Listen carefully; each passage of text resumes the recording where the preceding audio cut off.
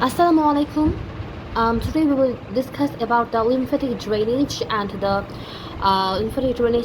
blood supply, the mode of the blood supply of the uterus.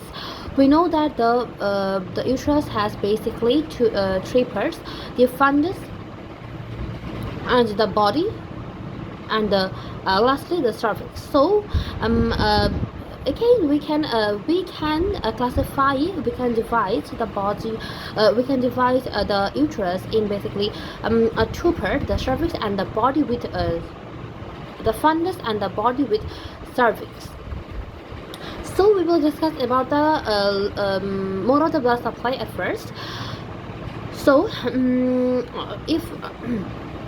if we divide the uterus in three parts: the endometrium, the myometrium, and the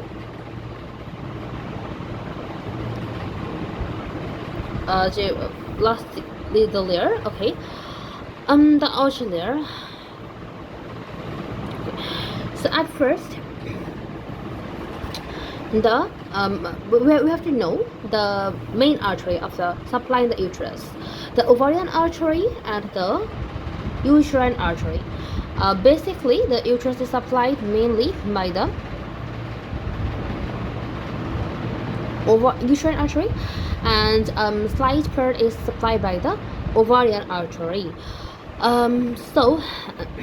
At first, the uterine artery and the ovarian artery anastomose with each other in the lateral margin of the uterus, and then the uterine artery and at the level of the broad ligament. And then the uterine artery goes upwards and supply the lateral parts of the uterus, and then in both sides, of course. Then they come to the median line and anastomose with each other, and then the radial artery arises, which supplies the myometrium, and then and the endometrium is supplied by the basilar artery and the radial artery. The basilar artery is the basilar artery and the spiral artery. The basilar artery supplies the basal region, and the spiral artery supplies the rest of the part of the uterus. Now we come to the lymphatic drainage. Yeah, we have to know about the lymphatic drainage of the uterus. Also, if we know that, okay, from the fundus and the upper part of the body, most of the vessels drain into the pre-aortic and the lateral aortic lymph nodes. Okay, so pre-aortic and lateral aortic lymph nodes following the ovarian blood vessels. So from the fundus and the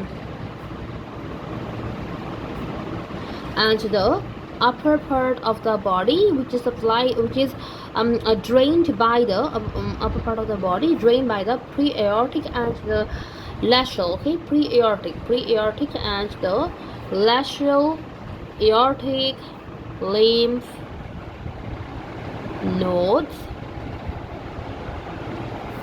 So they go to the ovarian vessels ultimately. A few vessels from the lateral angles, okay, the lateral angles, a few vessels from the lateral angles drain into the superficial inguinal lymph nodes, passing along the round ligaments of the uterus. From the lower part of the body, most of the lymphatics drain into the external iliac lymph nodes. So from the lower part of the body,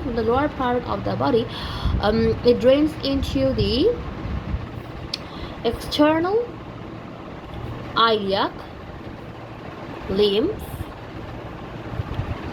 nodes. Then from the cervix, on each side the lymphatics drain in three directions. Laterally, some vessels pass through the parametric tissue and drain into the external iliac and obturator lymph nodes. So laterally, external iliac and obturator lymph nodes. A few vessels are intercepted by the paracervical lymph nodes, which are situated at the crossing of the ureter and the uterine artery. So we know that the there's below the bladder, okay, and interior of the uterus. So the ureter goes there, and so a few vessels are intercepted by the paracervical lymph nodes, which are situated at the crossing of the ureter and the uterine artery. So some are intercepted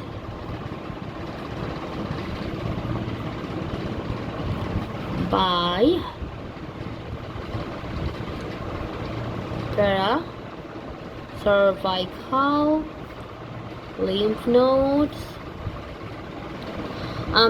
which is situated at the crossing of the ureter and the uterine artery.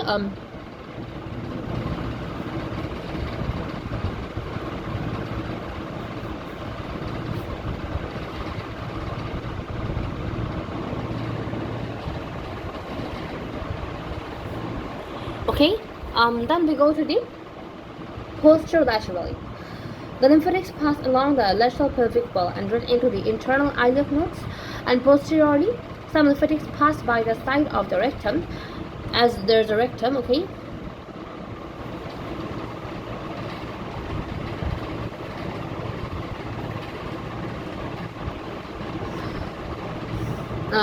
Along the uterovesical sacral ligaments and drain into the sacral lymph nodes. So overall, from the fundus and the upper part of the body, drain into the pre-aortic and the lateral aortic lymph nodes. A few vessels from the lateral angles drain into the superficial inguinal lymph nodes. From the upper part of the body, drain into the external iliac lymph nodes. From the cervix, on one each side, the lymphatics drain in three directions. Laterally, some vessels pass through the parametric tissue and drain into the external iliac and obturator lymph nodes. A few vessels are intercepted by the paracervical lymph nodes, which are situated at the crossing of the ureter and the uterine artery. Posterolaterally, the lymphatics pass along the lateral pelvic wall and drain into the internal iliac nodes. Posteriorly, some lymphatics pass by the side of the rectum along the uterosacral ligaments and drain into the sacral lymph nodes. Okay, that's all for today. And if you are happy with my video, then don't forget to like it and please subscribe. Assalamu alaikum wa rahmatullahi wa barakatuh.